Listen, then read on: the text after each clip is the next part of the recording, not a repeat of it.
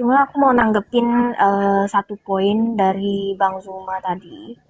Kenapa aku percaya bahwa Paulus itu tidak mengajarkan sesuatu yang berlawanan daripada apa yang Yesus ajarkan. Kan yang dikaji tadi, kenapa Paulus itu menyebarkan eh, Injil atau Kristus itu kepada bangsa-bangsa yang lain, ya kan? Sedangkan Yesus itu bilang dia adalah gembala yang diutus untuk khusus kaum orang Yahudi. Ya, benar kan? Nah, jadi dalam sana aku ngertinya bahwa memang Yesus itu dalam bentuk fisiknya saat di bumi itu dia memang berhubungan bertemu dengan orang-orang Yahudi secara langsung. Namun dia tidak punya tugas untuk secara khusus pergi ke bangsa-bangsa lain gitu. Tapi bukan berarti Yesus itu hanya untuk keselamatan dalam Yesus itu hanya untuk orang Yahudi, bukan berarti itu. Kenapa? Karena aku baca di Matius 28, mungkin teman-teman udah tahu juga, Matius 28 yang ayat ke 18 ya. Yesus itu mendekati mereka dan berkata, "Kepadaku telah diberikan segala kuasa di sorga dan di bumi. Karena itu, pergilah, jadikanlah semua bangsa muridku, dan baptislah mereka dalam nama Bapa dan Anak dan Roh Kudus, dan ajarlah mereka melakukan segala sesuatu yang telah kuperintahkan kepadamu. Dan ketahuilah, aku menyertai kamu senantiasa sampai kepada akhir zaman." Nah, dari sini aku lihat bahwa memang Yesus itu sendiri mau segala bangsa itu untuk dijadikan murid dia. Artinya apa? Murid yang saling mengasihi. Dan itu sih, itu aja sih teman-teman. Oke, silakan Bang Zuma. Keren ini. Oke, iya. Jadi gini, saya ingin kerangka berpikir kita itu seirama dulu, bahwa Yesus itu adalah penyampai firman. Islam mengakui itu. Datangnya sosok Nabi di tengah Bani Israel yang mengajarkan firman kepada Bani Israel. Salah satu firman yang Yesus sampaikan kepada Bani Israel, dia hanya menyatakan, "Ani abudullah rabbi wa rabbakum." Tunduk berserah diri hanya kepada Allah, Tuhannya Yesus dan Tuhannya manusia. Matius 20 nomor 23, apa kata Yesus? "Cawanku memang akan kamu minum, tetapi hal duduk di sebelah kananku atau duduk di sebelah kiriku, aku tidak berhak memberikannya. Itu akan diberikan kepada orang-orang bagi siapa Bapakku telah menyediakannya." Ini bertentangan dengan ucapan seseorang yang keluar dari kubur yang berkata, "Kepadaku telah diberi kuasa di surga, di bumi. Pergilah ke seluruh dunia, jadikanlah seluruh bangsa menjadi pengikutku." Ingat, ketika Yesus dicobai di dalam Matius 4, Lukas 4, iblis membawa Yesus kepada gunung yang tinggi. Apa kata iblis kepada Yesus? "Yesus, ya paman, segala kemegahan dunia dan kemuliaannya akan aku berikan kepadamu apabila engkau tunduk menyembahku. Sebab aku punya hak memberikan kepada siapapun. Aku punya kuasa memberikan kepada siapapun yang aku kehendaki." Pertanyaannya, Yesus utusan yang maha suci ini nerima enggak kuasa itu? Tidak. Lalu siapa yang keluar dari kubur mengaku, "Kepadaku telah diberi kuasa"? Bukankah Yesus tadi menolak? Oh, dia diberi kuasa dari Tuhan. Bukankah dia mengatakan, "Siapa yang duduk di kananku, siapa yang duduk di kiriku, aku tidak berhak memberikannya"? Yang berhak itu adalah Bapa. Berarti dia tidak memiliki kuasa di surga. Sedangkan ketika dia terangkat ke langit, dia hanya duduk di sebelah kanan. Bukan dia sang penguasa, dia hanya duduk di sebelah kanan yang maha kuasa. Nah, kemudian ketika oknum ini keluar dari kubur berkata, "Kepadaku telah diberi kuasa, pergilah ke seluruh dunia, jadikanlah seluruh bangsa menjadi pengikutku." Kontradiksi dengan ucapan Yesus, "Aku diutus hanya kepada domba yang sesat dari umat Israel." Satu. Kontradiksi dengan pesan Yesus. Di dalam pengajaran Yesus, Matius 10 nomor 5 nomor 6. Yesus berpesan kepada ke-12 murid Yesus, jangan engkau ke bangsa lain atau ke bangsa orang Samaria, tapi datanglah kepada domba-dombaku yang hilang, yang sesat dari umat Israel. Ini nasihat Yesus. Kok tiba-tiba Yesus sendiri, pergilah ke seluruh dunia, jadikan seluruh bangsa menjadi muridku? Kan lucu. Katanya dia hanya untuk Bani Israel. Katanya dia berpesan jangan ke bangsa lain. Kok dia setelah masuk kubur, keluar kubur kok jadi aneh? Artinya, itulah yang dijelaskan oleh Yesus di dalam pengajarannya. Ketika orang Farisi minta satu tanda, wahai guru berikan tanda kepadaku.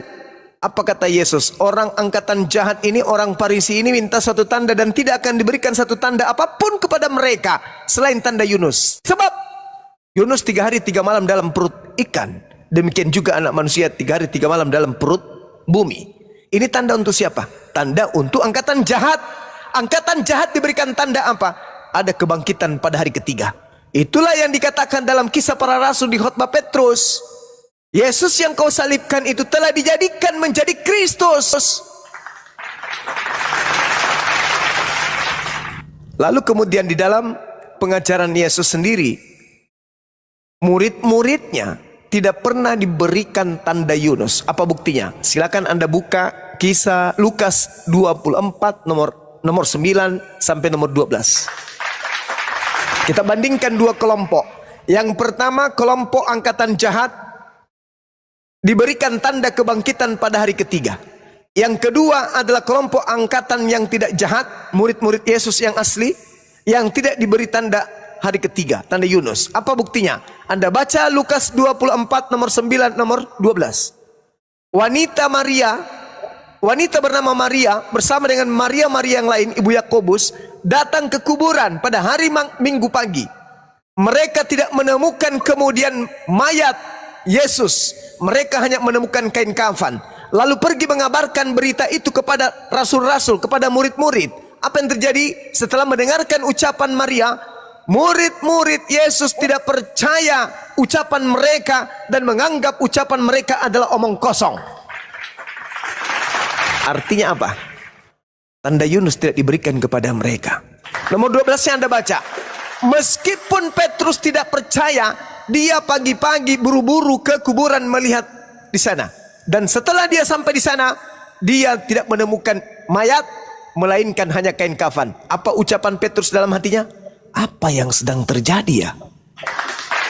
Andai saja tanda Yunus itu adalah tanda untuk muridnya, orang benar ini, maka begitu Maria datang berkata, Yesus tidak ada di kubur, pasti mereka akan mengatakan, haleluya, haleluya, haleluya.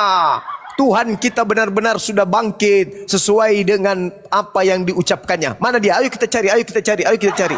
Tapi apa faktanya? Mereka tidak percaya berita itu dan mengatakan itu omong kosong. Lalu kemudian Petrus ke kuburan, benar-benar tidak menemukan mayat.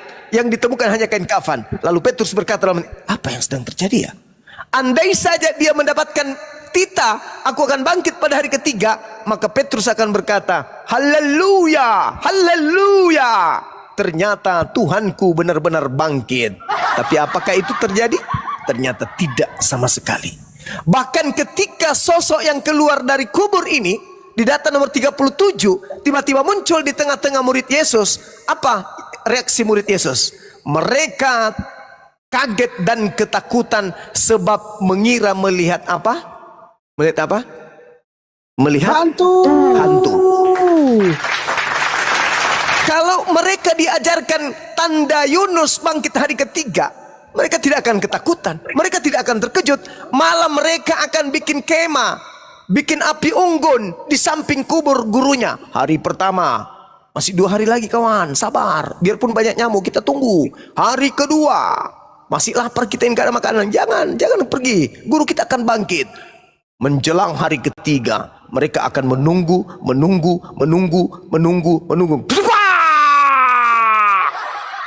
Keluarlah gurunya. Mereka akan berlari memeluk. Guru, Romi rindu.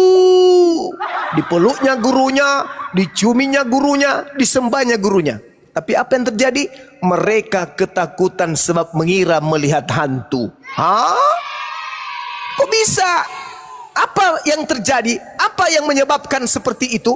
Karena baca Markus 14 nomor 50. Pada saat gurunya ditangkap, seluruh murid Yesus lari tunggang langgang meninggalkan Yesus. Jadi apa yang ada dalam benak pikiran mereka? Guru kita ditangkap, innalillahi. Guru kita dibunuh, innalillahi. Guru kita sudah dikubur, innalillahi. Selesai perkara, tak ada lagi guru. Mereka tidak mengikuti proses apapun. Mereka sudah tak ada harapan. Kau tiba-tiba datang membawa berita mayat gurumu nggak ada dikubur loh. Ada-ada aja. Aku nggak percaya. Meskipun demikian Petrus datang melihat. Benar loh. Emang di sini dikuburkan? Kok nggak ada? Kain kapelan aja yang ada. Tiba-tiba muncul.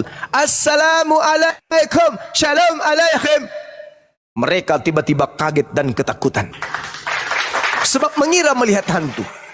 Artinya mereka tidak percaya kalau ada kebangkitan hari ketiga. Kenapa ada hari ketiga? Karena mereka angkatan jahat dan orang Farisi minta. Matius 12 nomor 38. Wahai guru, kami minta satu tanda. Kata Yesus, angkatan jahat dan angkatan tidak setia ini minta satu tanda. Dan tidak akan diberikan satu tanda apapun selain keluar dari perut bumi pada hari ketiga. Itulah yang dikatakan Yesus di dalam Yohanes 12. Yohanes 12 nomor 31.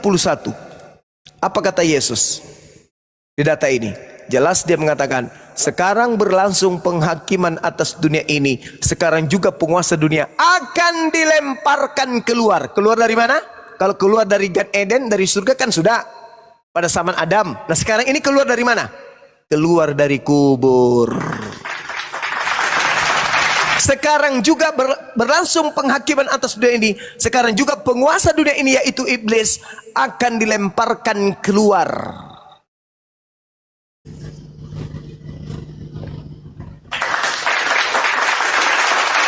Maka penguasa dunia, sabar, sabar, sabar, 15 detik.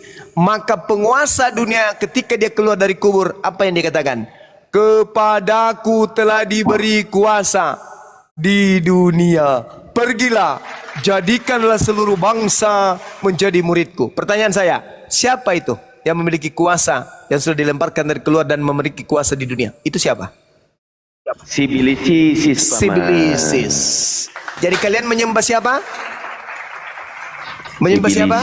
Sibilisis. Saya kira begitu teman-teman. Silakan Dinda Dito dan juga Bang Handi, Dinda Cebi juga, Bang Fandi. Saya kunyah siri lagi sebentar. Izin. Silakan. Saya mau tanya sedikit. Minta maaf, bukan bertanya. Saya mau kasih saran dan pendapat. Abang itu